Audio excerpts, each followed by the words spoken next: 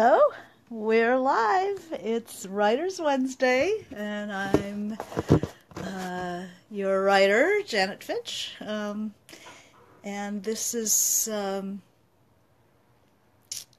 getting a lot of questions this week about writer's block. So this is going to be writer's block questions. So hopefully that you're not dealing with this, but writers deal with this eventually, sooner or later. There's no, hi Alicia, there's no escape from writer's block. Very few people don't suffer it. Writer's block is many things, as you'll see from the questions that people have been asking me this week. Sarah Blazik asks, what is best, pushing through a block or waiting for it to naturally unblock? A very good question. I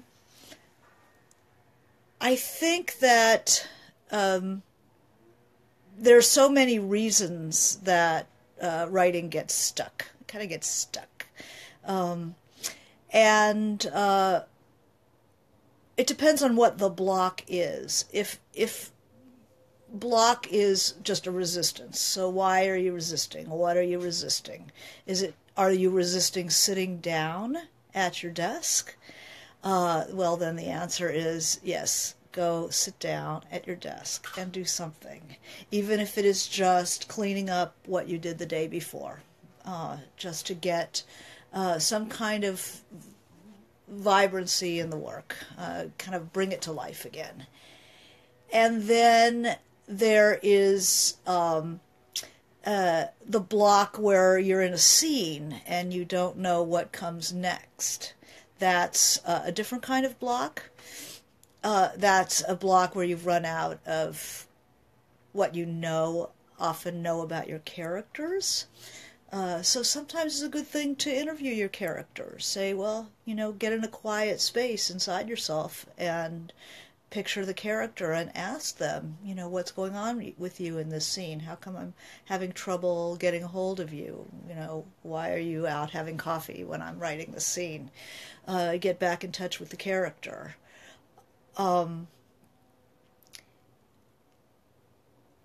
Waiting for it to naturally unblock is the worst answer, because these things get worse, not better, as you ignore them. As you avoid, you just are building up more resistance. So it's far better to go around the block if you're having, it's like a boulder on a trail. You walk down the trail and suddenly there's a boulder. I mean, do you want to work your way through the boulder? Probably not. It's not a good idea. Best idea is to go around the boulder. So if you're working on a scene and you're having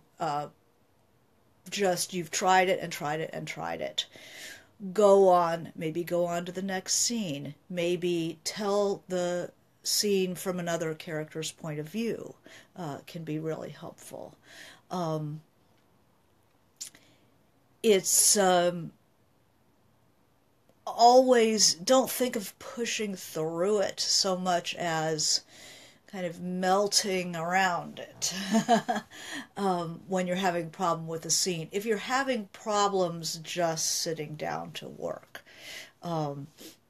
that's a different kind of block. And it's just dread. We call it dread. Existential dread. And what is the dread that leads to writer's block? It is often that there are choices that you have to make. You have to make a choice. Writing is nothing but making choices. Does he do this or does he do this? What is your character doing? And I had a very good therapist at one point. I was writing White Oleander, and I was absolutely stuck. What would happen? So I was milling around and not making decisions, and it was not coming together. I was really depressed. And so this wonderful shrink said, Janet, you think that if you make a choice, you are eliminating all the other possibilities. So you don't want to make a choice because you don't want to eliminate all those wonderful possibilities. But she said, until you make a choice, you have nothing. It's not that you lose a million possibilities. Until you make a choice, you have nothing. So go ahead and make the choice and pursue it. And if it's wrong, you always come back and tear it out. People do that. If you're afraid of that work, that it's going to be too much work, nobody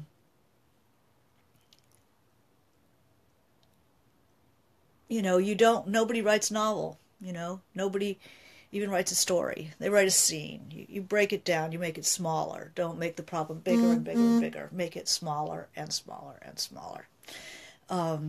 So you write a scene, you're having trouble with the scene, think of a different scene, or write it from another point of view, or use, do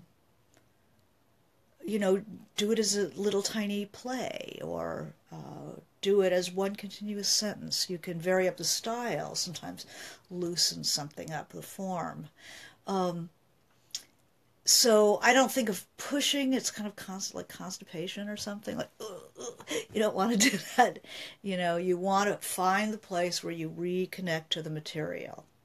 Often you get to a place where you're not connected enough with the material.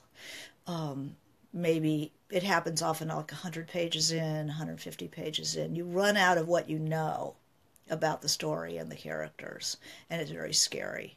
Often I just say, write something you can see very clearly and worry about how it connects later on. Here's another question for Veronica Virgo on my Facebook page. What is the role of self-belief in terms of being the guiding force that pushes you to keep writing? You have to think about that these stories that you are connected to, they come out of a well, that only you can draw water out of that well. Sometimes people get blocked because there are people who are so good. Other writers are so good. And it's just depressing sometimes how good everybody else seems to be, and makes you feel like, no way I contribute to that conversation. But everybody has to pull water out of their own well. So it doesn't matter how good Joyce Carol Oates is. It doesn't matter how good some of these other writers are, because I can't pull water out of their well. I can only pull it out of my well. But nobody else can do it, can do my stories, can tell my stories. So you separate from that. Why can't I be more like Johnny? You can't. So just, accommodate that reality. And self-confidence, writing is nothing but controlling panic, controlling self-doubt. You have to be able to control it long enough to get something down. There's no solution for the human condition. So I find that sometimes the best writers, when I'm teaching, the best writers are the least self-confident, and the mediocre are full of passionate intensity. The second coming is at hand. That the fact that you're full of self-doubt does not mean you're a bad writer.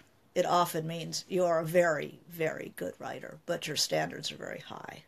So a lot of avoiding writer's block, as I think I talked about it in another video, but as you dance with perfectionism on one hand and permission on the other, and when you're getting too close to perfectionism, and you notice that you're being stymied, give yourself more permission. Be a little punk rock. Just go ahead and make a sound, make it loud, and worry about it later. So here's another one. Question this is from Golden West Girls, one of her questions.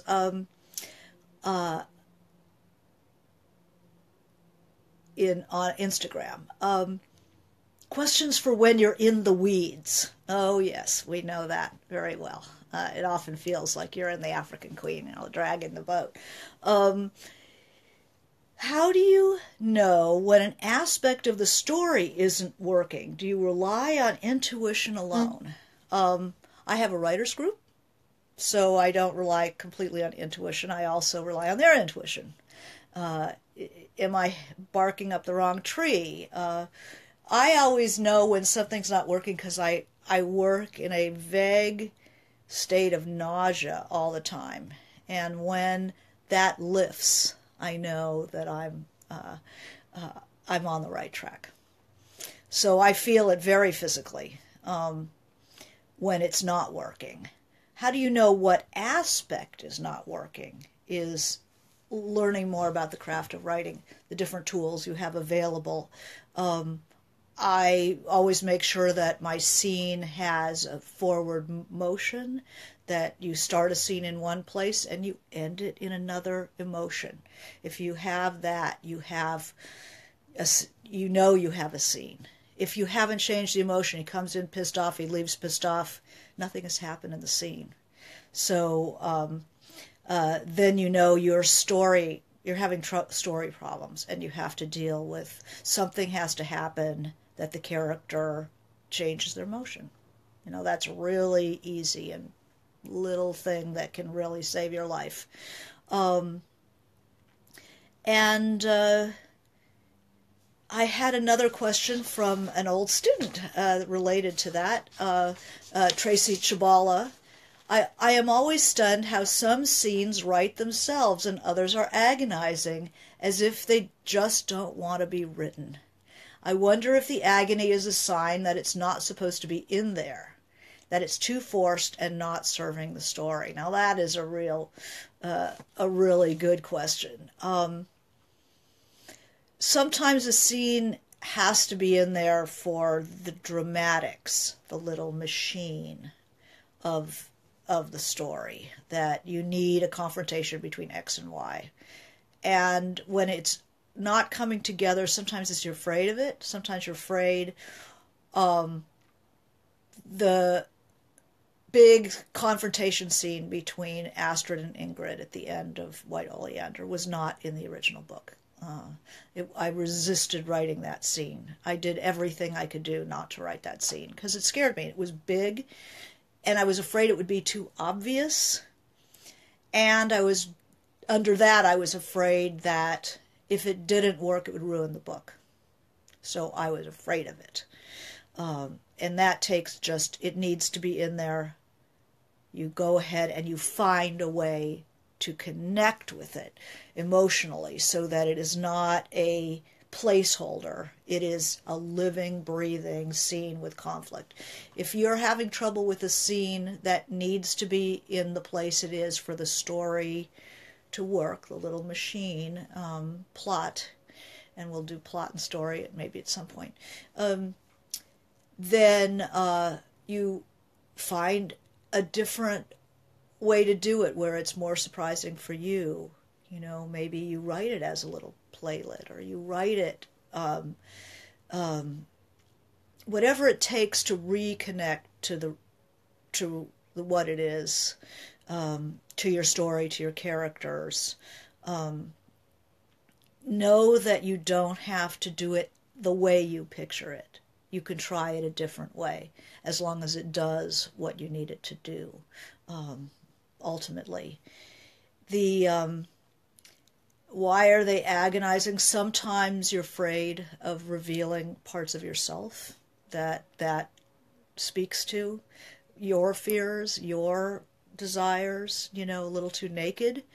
And that's you just have to take a deep breath and do it. Once you start doing it, then it'll come more easily. Or write some other part of the book until that one you feel up to writing it. But it's not a sign, Get away from the mystical thing as much as you can, because writing is hard enough without sticking a layer of superstition on top of it.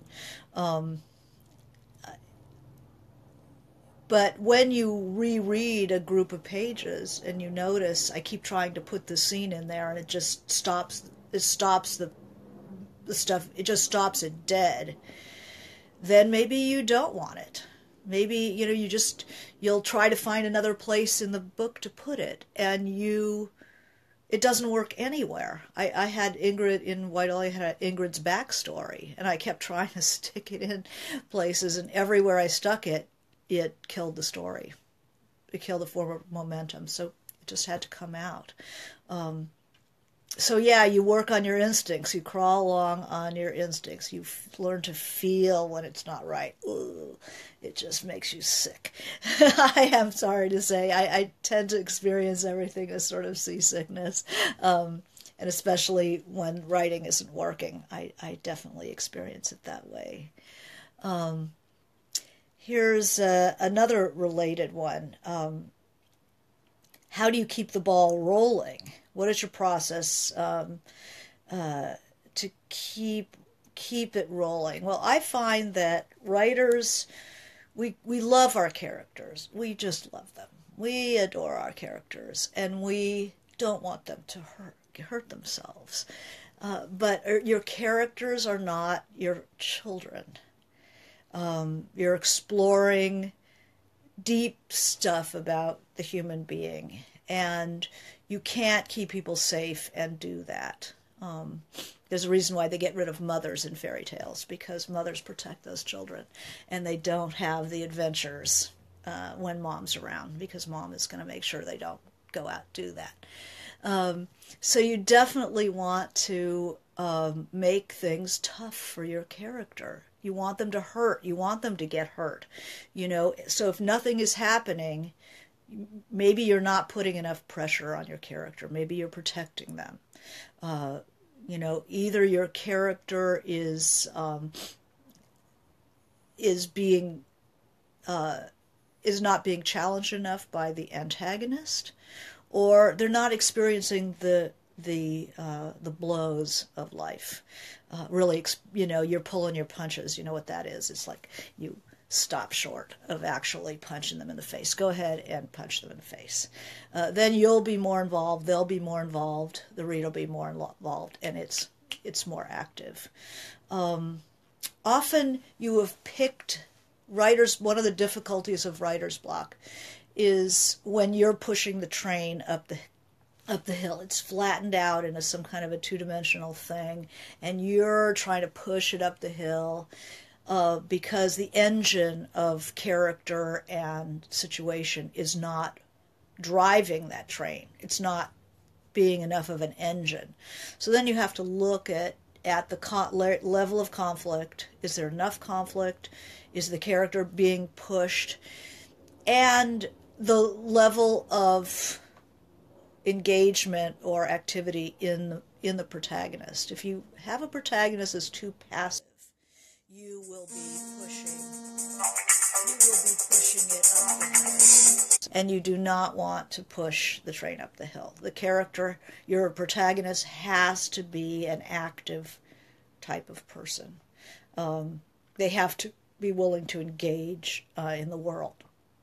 And so sometimes you have to change the character a little bit, give them a little bit more oomph, so that they're up for the conflict that the story is going to start in. God, there were a lot of writer's block questions. Okay, how do you keep working on a writing project without getting too held back by self-doubt? That's the name of the game. We all have to deal with it. You think I don't feel self-doubt every day? Every day I sit down at my desk and it's like, is this any good? Is this any good? Does anybody want to read this? What about this last great novel that I read? It was so good. So watch your reading. If you tend to block, if you notice what makes you feel like writing. If I'm reading certain people and they just are so good, they make me want to throw the book down and go write. That's somebody to be reading. If you notice that they're so good, they just paralyze you, stop reading them. Even if they're really good, read them some other time. But if you're having this kind of a problem, you do not want to be reading people who paralyze them. Oh, you like my ringtone? Yeah, I still haven't learned to turn off the phone while I've been doing this. So not active enough protagonist is really a problem. Having a protagonist with nothing left to lose is somebody you're going to be pushing up the hill. So I would go with that, and and just don't expect that. A lot of writer's block comes from a certain kind of perfectionism, that we have this beautiful book in our heads. It's already written. Our photo's already on the back jacket.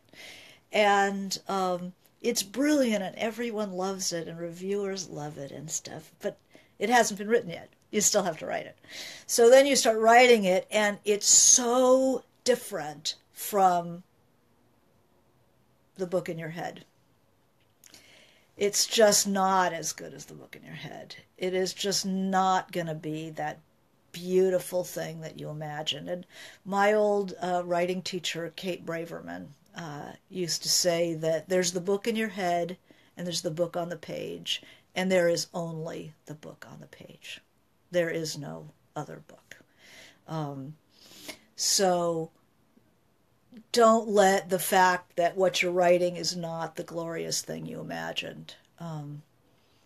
If that stops you, you're just not going to be able to write at all. You have to accept that what you're actually writing is the book you're writing. And the book in your head helps kind of light the way, but it's never going to be that beautiful. What is it? Dorothy Parker said that, you write as well as you possibly can, and what breaks your heart is that that's as good as you can do. Even if it's really good, it still breaks your heart. So I have a moment or two, and I can actually see the screen here. So if anybody who is watching right now has any kind of questions about writer's block, I can actually see the screen this time. There's, how do you keep it going while you, when you have a busy life? It's schedule. It's, I guess, the biggest advice that's related to the writer's block question is, if you leave your work, if you say, oh, I'm going to put it off and then, work a full day on Saturday because I'm working during the week, it is harder to, or it's easier to keep a patient on life support than it is to resurrect the dead.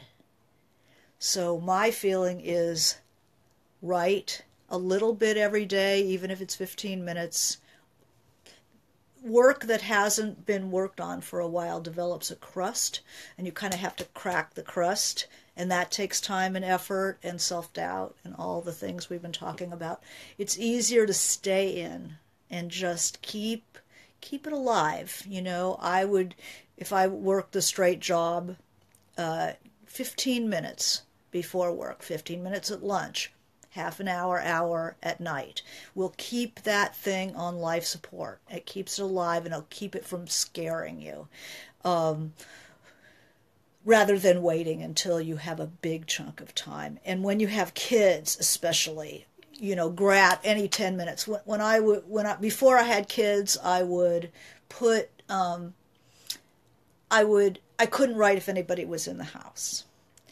And I got to the point where I could write if somebody was in the house, but not in my writing space. When I had kids, it was like, give me 10 minutes. Just give me 10 minutes. You want to draw on the couch with my lipstick, oh, it looks really good, honey. And then you grab those 10 minutes. So get used to grabbing time whenever it occurs, rather than being spoiled and wanting the a full day with no upsets or demands. You'll get a lot more written if you just even get 15 minutes here and there throughout the day. Keeps it alive. Fear of failure, fear of success, fear of writing for oneself. Can you conquer or even overcome it? There are psychological issues that we all have. You learn to deal with failure. It's just part of the job. It's you try not to internalize it. You try to just like F you, Fear of success is an odd little corner of the human psyche. It's like, if we're going too well, are we going to be punished? No, you're not going to be punished. People are going to be envious. Oh my God, my friends, are going to envy me if I'm successful. Well, take it easy. If you have friends who are struggling, man, you don't have to like parade things in front of them. They know how hard you're working, and they're pleased for you. They just don't want it rubbed in too much. And you can do that. Be careful of other people's feelings. They want you to do well. So your fear of success might be a fear of envy of other people, and you can diffuse that. The feeling that you're going to have to pay for success is superstitious, and try to avoid that as much as possible. And the fear of writing only for oneself. Oh my God. When I started writing, I was writing for a good 10 years before I ever sold anything. I had to learn to write. I taught myself to write. And I thought, oh my God, year 8, year 9, should I keep doing this? I'm getting rejected weekly. What if I never publish anything as long as I live? What if I'm just writing and writing and writing for myself, basically? And so I pictured myself being a dramatic person. I pictured myself on my deathbed, as only a young person can. I pictured myself on my deathbed, and pictured myself, and I have written my whole life and never published anything. How do I feel about that? And I thought about that, and I thought, I would have spent my life doing what I loved. And I realized I don't need anybody's seal of approval to do what I need to do. I need to write to work through my issues. I don't even know what's inside me except for writing. I need to do it, and I don't need anybody's permission to do it. And I would have died living my life exactly the way I wanted to live it. So I say, if you end up writing just for yourself and you don't get published, so be it. But work on that craft. It's not just writing that makes you better. It's getting the craft down so that you're actually improving what is on the page, not just please, please, please publish me, because publication isn't the point. It's being good enough to take a reader's time and challenging yourself to get better and better. What else? I can take one more.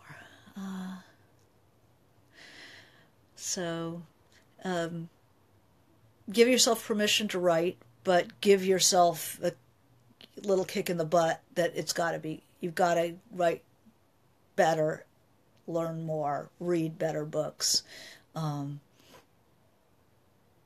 aspire.